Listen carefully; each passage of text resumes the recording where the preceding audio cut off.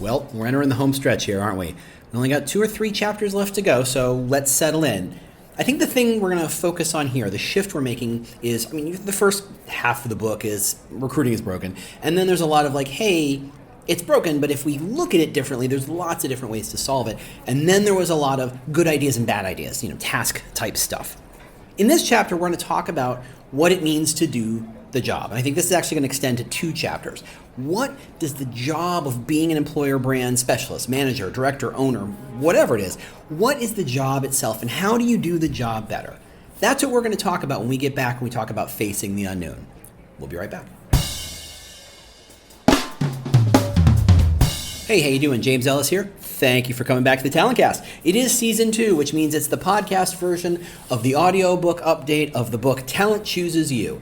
Wow, I said that right the first time. That's amazing. Like 27 episodes, and I'm finally nailing the intro. This is all brought to you by recruitmentmarketing.com. They are the community for recruitment marketing professionals. Go check out what they're doing, all the content they have. Just so you know, there is one more Ask Me Anything where you get to ask me anything via recruitmentmarketing.com. So go to recruitmentmarketing.com, sign up, find out when the next Ask Me Anything is in July, and we can talk. Also, if you're really starting to enjoy this whole employer brander thing, I have a newsletter. 2,200 people are subscribed to it right now. It's really yet another extension of this kind of podcast. It's helping lots of people start to use employer brand thinking to recruit and hire better. If you go to employerbrandheadlines.substack.com, you can sign up for free. And just so you know, when you sign up for free, you get my free ebook called Employer Brand Hacks. It's 105 free or, almost free different ways to activate your employer brand. So go check that out. Go to employerbrandheadlines.substack.com and go sign up. It's free. All right, let's get into it. Employer brand professionals are a strange lot in that we are often people without a country. If we're based inside the recruiting team, we really aren't recruiters. If we live in marketing, we're a very different kind of marketer. The market itself is still emerging to define what it is we do. So commonly, we're only noticed when things go wrong. We're kind of like a plumber, right? You don't think about your plumbing very often until, it's all over the place, right? You only think about this stuff when it goes wrong. But this is our rallying cry, a flag that all employer brand professionals can point to and say, yep, this is why we're amazing. This is why we're different by design. That, in a way that recruiters and HR and business leaders and marketers and comms people can really understand. Those are our big partners internally, so we need them to get how and why we're different and how and why that's a good thing. So think of it as a manifesto that declares, hey, we're not your swag mavens, we're not your job post writers, we're not your tool buyers, we're the orchestra conductors. We see the big picture. We understand and communicate the brand of the world so that the entire business grows. How are we going to do that? Well, we're going to steal something from Edward de Bono. And Edward de Bono, if you don't know, he wrote a lot of books. He's a super smart thinker guy. He wrote 6 Thinking Hats. It is an absolute classic on how to solve problems creatively. I know that when I read it for the first time years ago, I was blown away. I'm like, oh, of course. It's just one of those books that really kind of makes you think and makes you think better about the work you do in every single regard. So highly recommend. Employer brand professionals often find themselves solving their own challenges while swapping between their own hats, right? And I wanted to define those hats. It helps you kind of understand what the challenges are, what you're bringing to the table, and I think there's actually an interesting through line that suggests how high up the totem pole, ladder, organizational pie chart, whatever you got, where those ideas and those hats are most effective. There are 3 hats, right? There's the tactical hat, there's the strategy hat, and there's the politics hat. And we're going to go through each one by one. So first, the tactical hat. This isn't some idle notion. Really, when most of us start an employer brand, we're often tasked with thinking very tactically. You go write a job post. You go respond to a review. You go run that event, right? Go manage a process. Go do a thing. It's very much a do kind of situation. Go do the thing. Sometimes it's write this social media post. Sometimes it's take the picture. Sometimes it's edit the video. It's very much an action-oriented thing. Those are the tactics. And we create the job by simply specializing in some form of, usually content creation, right? Some sort of arcana that recruiters don't want to touch, right? You are the master at getting and telling stories via Instagram or LinkedIn or video, whatever it is, right? You are really good at this one thing. It's something that you do better than anybody else, and frankly, no one else wants to do, so they're willing to throw it at you.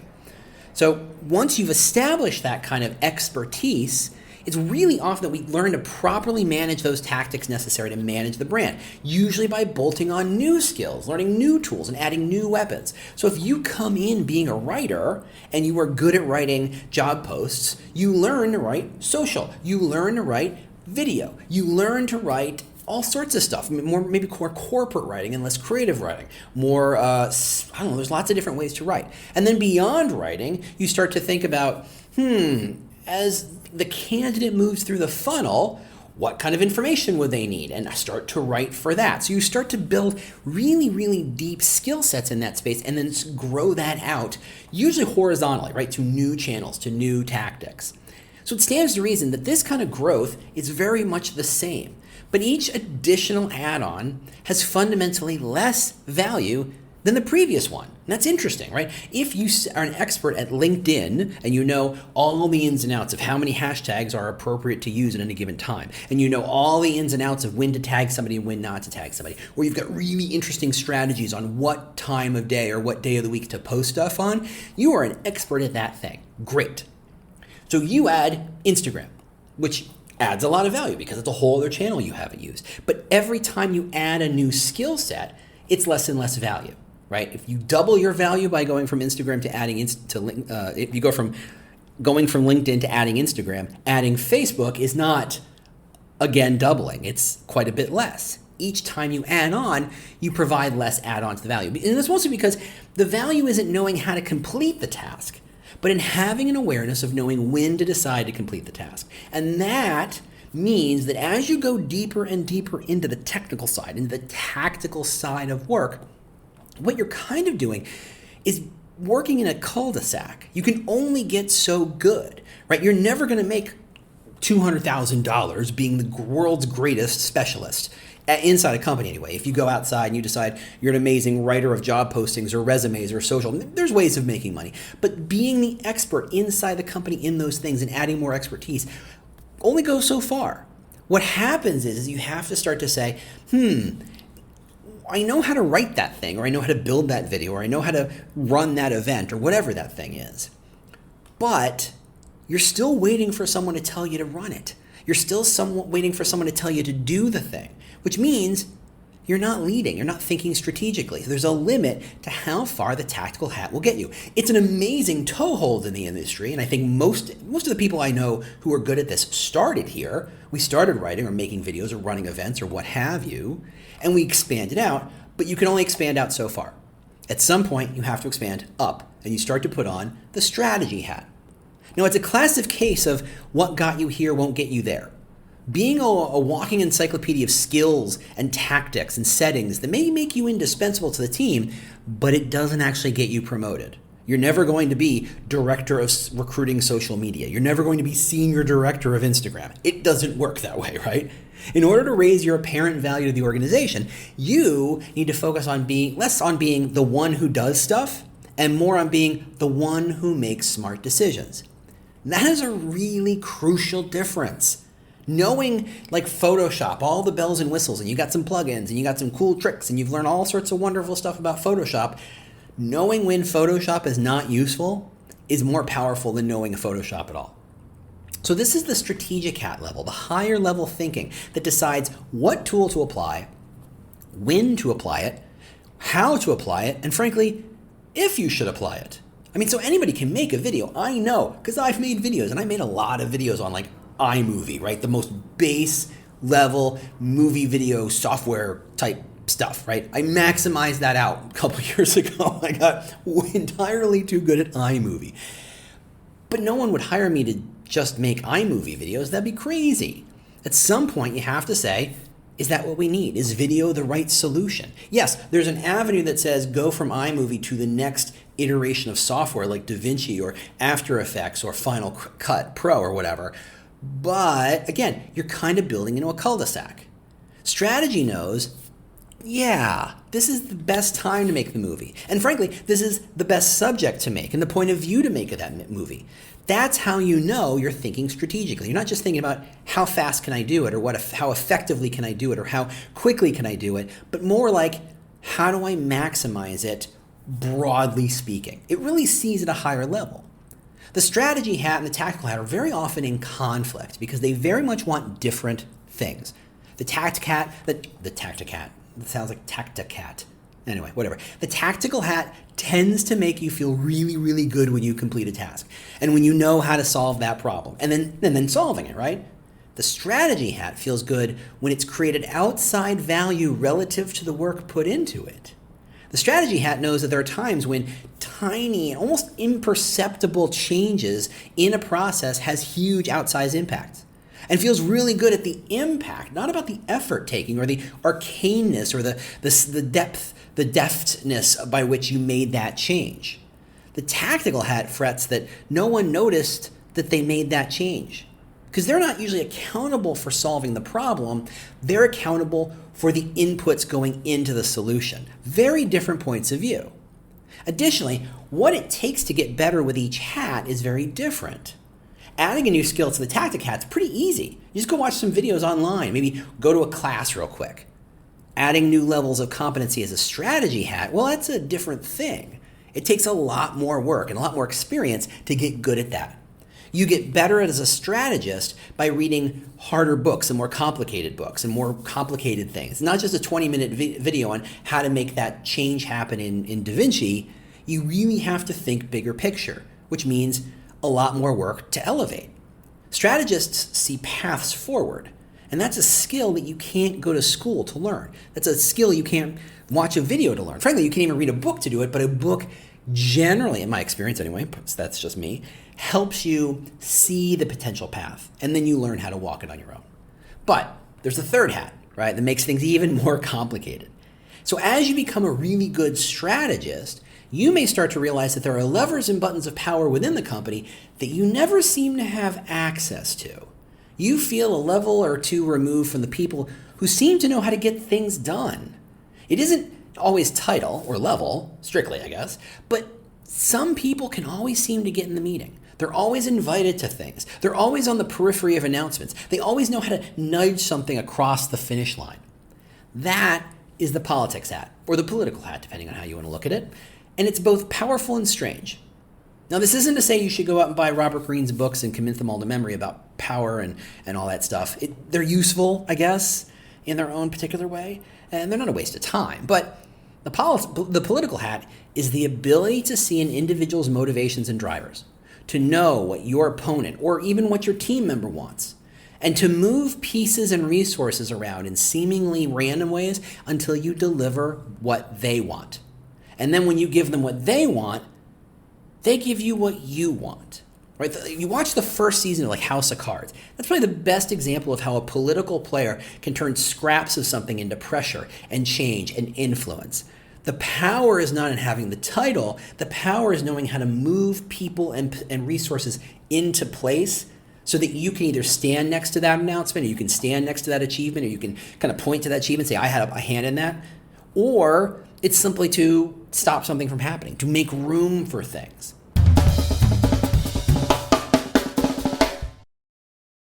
The world's best-known investor and Wall Street expert Warren Buffett once said, Wall Street is the only place that people ride to in a Rolls-Royce to get advice from those who take the subway. Mr. Buffett's quote is remarkably accurate, but how many people would rather receive advice from him than someone simply guessing?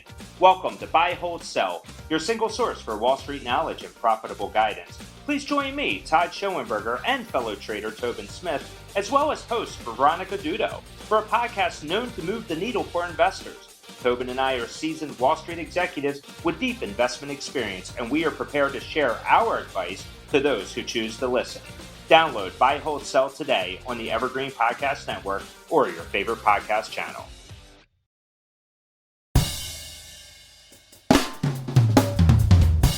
Now, these three concepts are vague. I mean, they're hats. I mean, that's completely abstract and whatever. But here's an example that illustrates how much of these hats and how they have their own merits, especially when the employer brand managers knows when to switch between them smoothly and easily. Let's say that you unilaterally decide to build some recruiting-focused social media content for inclusion into your existing LinkedIn channel. Why? Well, you know that the audience goes there for insight into what it might be like to work there.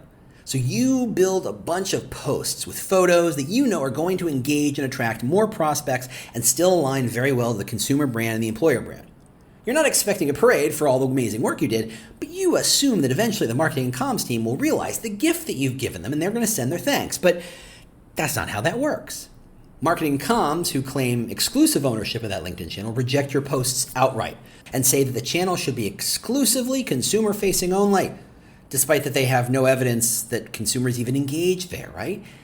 Despite feeling frustrated, you decide to build a separate recruiting-focused Instagram channel to show off the staff doing various employer branding type stuff. You're telling the same stories and using the similar kind of content, but now you're pointing it and using a different channel. Now, in the zeitgeist of that channel, you also throw in some inspirational quotes that align with your EVP, even if people don't clearly realize it. Sometimes it's a bit of a magic trick. You don't have to point directly that let me show you how the EVP works, but you can select content like quotes that support your EVP. You also start using a hashtag that you picked out because that's just kind of what you do. And I love when people say, who said you could make a hashtag? Well, that's how hashtags work. Anybody can make a hashtag, but that's neither here nor there. So the best way to get the people to use a hashtag is to make sure they see it, which means you have to ask comms and marketing to occasionally add your hashtag to their work as appropriate. It's not really a big ask per se, but it will extend your audience and lend some legitimacy to your own work, your own channel, which you need early on. That's usually how the good seed gets planted and fertilized. That's how it grows. You get some awareness and some legitimacy very early on. Now, in return, you tell marketing and comms teams that you'll reshare some of their content on your channel to help extend their reach. Then you chat with the events team and you convince them that your hashtag is official and that they should use it too. And in return, you'll make sure pictures of them at the events will be seen by more people internally and externally because everybody wants to be seen doing a really good job. That's just how people are, right? The end result of your ally building and regular content cadence is that you start to amass a nice little audience. Now, the next step is to get more of the staff to use the hashtag organically when they share pictures and tweets from and about work. To start off, no one uses it, right? Because no matter how many of your posters you put up in the kitchen or the email reminders you send, who cares? It's not a thing they care about. It's not really on their mind, so they don't use it. But this time, you work with the business team leaders who have some pretty serious talent needs coming up, right? And you ask them to talk up the hashtag to their teams, encouraging at least one post a week about office events, team celebrations, wins, whatever it is. You mention that the more content they make from their teams, the easier it is for you to promote their open roles. And that catches their attention and cements their commitment to doing that thing, of using the hashtag, of posting a lot with it. Finally, you go to some other business team leaders and show them that their peers are using that hashtag. In passing, you may remind them that you send your own metrics to the comms team on social and hashtag use, which gets reported up the chain. See what I'm doing there? Suddenly, those business leaders are happy to help. They don't want to be seen as being left behind, especially on something that their bosses might see. So this whole process, let's say it takes 8 months. But your recruiting-focused Instagram channel is now working. It's drawing attention from candidates and recruiters. It's getting the content from staff shared all over the organization. That means it's time for your final phase of the plan.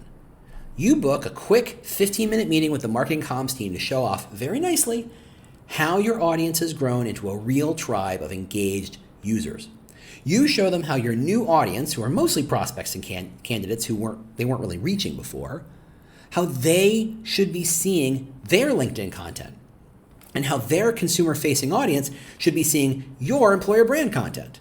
And after a very friendly conversation, because now suddenly they see the value of what you're doing, you're not asking for something, you're giving them something, you all agree that you can have one employer brand post per week on LinkedIn.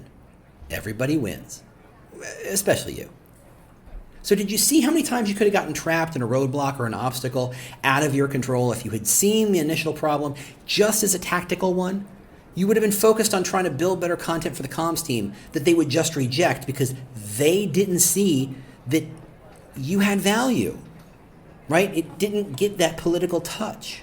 You leveraged your ability to build content, which is a tactical hat, and you fuel your ability to move the game away from comms oversight, strategy hat, until you had enough success to meet them strength for strength on their own terms, political hat. So don't be fooled by thinking, oh, the political hat is the best hat. It's not. No, I will tell you, there are people in this industry who are amazing at the politics stuff. So much better than I will ever be. It is not my place to really shine. I can do it. It's not where I live. The politics hat is supported by the ability to think strategically and the skill to execute tactically. Look at that story we told. If you weren't able to actually build content, i.e. tactical hat, you wouldn't have gotten the audience you needed early on, strategy hat, to come and help get the access to LinkedIn, which was your political hat. They add up to each other. They support each other. Cherish the tactical skill it takes to get started, the things you use, because you're going to use that every day. But you know that it's the addition of the new hats that give you the ability to make a bigger impact. If you look back on the book, the whole book, you'll notice that at any given time, what we're talking about and what we're showing off assumes that you'll be wearing one of those three hats. That kind of perspective might help you understand why a problem is occurring and how to resolve it. Even brand new ways to resolve it, ways that have a much bigger impact than what might be right in front of you. All right, if I do the math right, I'm going to do the math right. 2 more chapters. Next week, we're going to talk about what it takes to make an a great employer branding professional. And after that, final thoughts. I might have something afterwards. We'll see. We'll see how that goes. Thanks so much for listening. Thanks so much for recruitmentmarketing.com for making all this possible. Go sign up and sign up for the Ask Me Anything. It's the last one I'm doing in July. I think it's in a week or two based on when I publish this one. So go sign up for it. Thanks, everybody, and I'll see you next week. Bye.